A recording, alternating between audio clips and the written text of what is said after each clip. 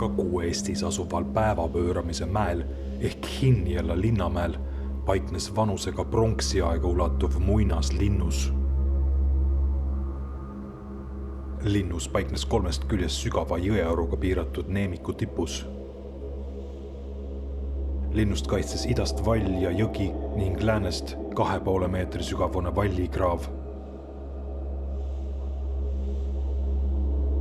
Linnuse hiilgeaeg jääb 5. kuni 7. sajandisse ning vanimad jäänused dateeruvad 8. kuni 3. sajandisse enne Kristust. 24 meetri kõrgusel mäe tipus asub 1,5 meetri laiune ja 25 meetri pikkune pudelikael, mille tõttu tuntakse mäge ka Hobuseselja mäena.